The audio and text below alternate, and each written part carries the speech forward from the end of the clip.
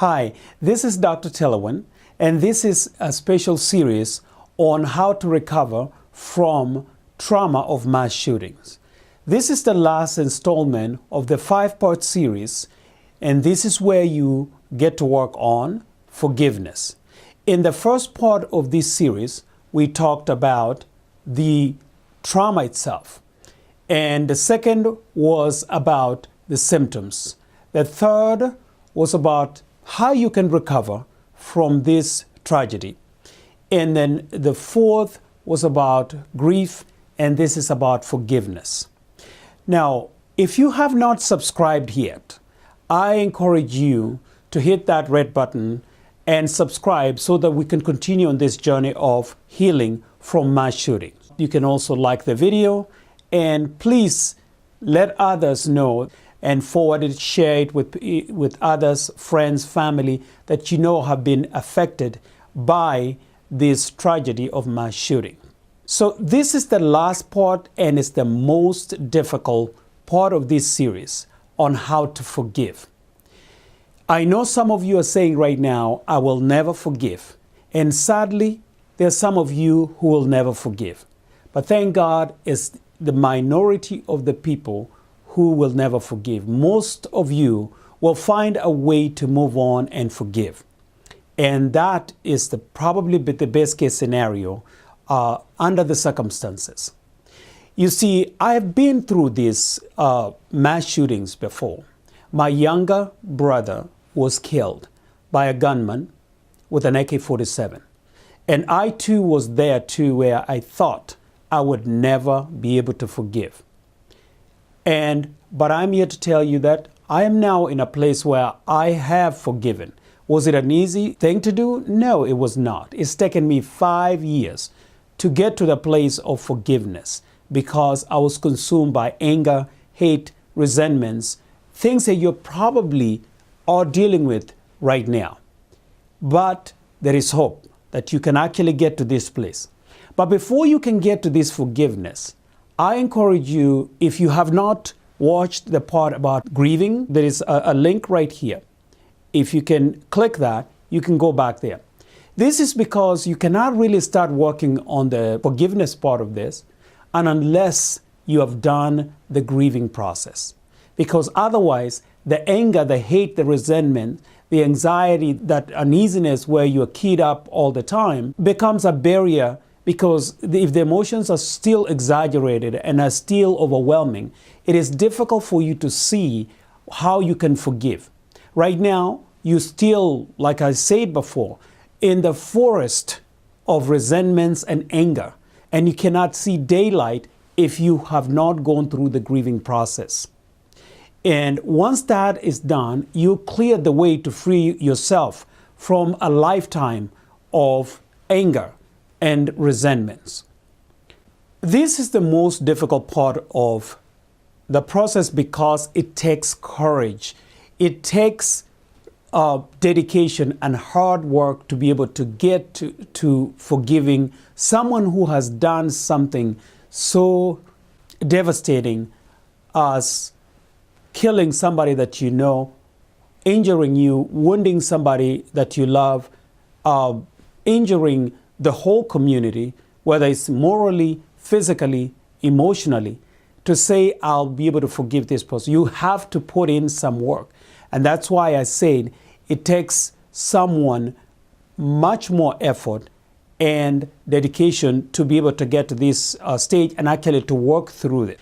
And when you do not move on, what happens is that you are stuck in anger and resentments and depression and all those negative emotions. When you're angry, that anger is not laser guided towards the person who has done this, the shooter. No. It pollutes all your relationships around you. It does affect your relationship in a very, very negative way. And once those relationships are affected in that way, you may become lonely, despondent, become even more angry and isolated because of what has happened. So in essence, the gunman is winning twice. First of all, taking your loved one or your life or your tranquility, your lifestyle and your innocence, but is now also taking the rest of what was normal with you, because you're helping it do it by victimizing yourself even further. Because when you do have anger and depression, all the relationships are affected. So you're suffering from having the loss of a lifestyle, and also loss of friendship, and life that you know it has changed. So if you start on this journey of forgiveness, you'll be able to set yourself free from the hurt and the anger from the past, and you can be able to move forward. So let's define what this forgiveness is and what it's not. Some of you, when you hear forgiveness, automatically you're going to get even angry. And you're saying, okay, are you telling me that the shooter is going to win? Like, I'm just going to forget and say it never happened? No, that's not what I'm saying right now. What I'm saying is, when you forgive, you let go, and you free yourself from the bondage of negative emotions that may affect you for years and years and years to come. But it's not the same thing as saying the gunman wins. And neither am I saying that the gunman was right, or the shooter has won. No. To the contrary, the shooter wanted to terrorize and wreak havoc in your life, but he has not succeeded because you have let the other party, may have taken some of your lifestyle and have altered you, but he's not going to take any more. And some of you are wondering why you keep referring him as he, because majority of mass shooters are men. Most of them, about all of them, have been men except 3 women since 1966. So it's not like women don't perpetrate mass violence like this, mass shootings, but that's what the statistics show. So the crazy part about the shooter is that you are internalizing this anger and depression and resentments, and you are hating this person, and that's like the only thing that you have left is to hate this person, to resent this person. But you were waking up every night, every morning, being very angry and resentful, which is now affecting you. It is affecting you, everything around you, whether it's relationships, your job, your marriage, your love life, everything that you value is being affected. Why? Because you think now you're paying back the shooter for what the shooter did. And as you are doing that, you're the one who is suffering, right? You're the one who is suffering under these circumstances. Look at it this way. By paying back the person through hate and resentment, and taking all that negative emotion back and forth, and regurgitating that, is the same thing as, let's say, for example, let me give an example that how crazy it sounds, is that if you're in an argument with someone around a bonfire, and instead of you tackling the problem with this individual and saying, I don't like what you've done to me or what you've said, and in order to punish him, you run into the fire, and of course, you die. What have you achieved? You've managed to kill yourself. You didn't kill the person who made you angry. You've managed to kill yourself, and you didn't solve anything. The same thing when you're taking all this anger and resentment. You're killing yourself slowly, but you're not really solving the problem. So the only way to free yourself from this anger and depression that may befall you for the next 20, 30 years is to let go, to set yourself free by forgiveness. Forgiveness is really a gift, really, that you have under these very, very horrible, despicable condition that you find yourself in.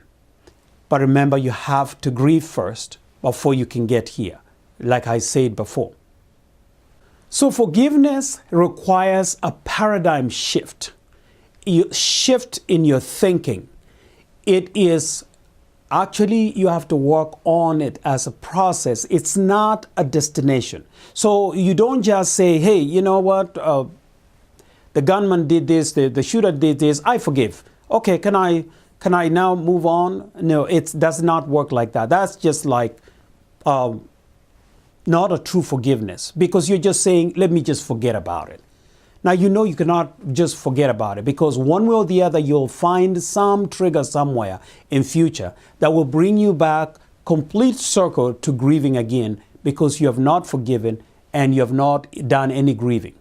So the other thing that you have to do, you got to consider doing, is forgiving yourself. To be able to free yourself and forgive, sometimes it might be very difficult for you to go forgive somebody until you forgive yourself. Remember, for some of you, you've already watched the section on the grieving process. We talk about the blame that you may have about yourself, because blaming that you're thinking you could have stopped it. You may blame God, you may blame the person. But more importantly, you blame yourself. Somehow you feel that you could have changed the course of what was happening at that time. So, but if you don't forgive yourself, it would be very difficult to forgive someone else. So forgiveness, number one, has to start from the inside, whereby you understand that there is not really much I could have done to stop this evil madman from doing what he did. And once you let that go, you can now forgive on the outside for whoever has done this. That understand that no amount of anger, depression, resentment is ever going to pay back the person that did this to you and your community. None. No amount of anger or resentment. The only way is to free yourself from the bondage of negative emotions and get out of this horrible place that you find yourself in. It's not easy, but you can do it. And I hope that you have benefited from this 5-part series.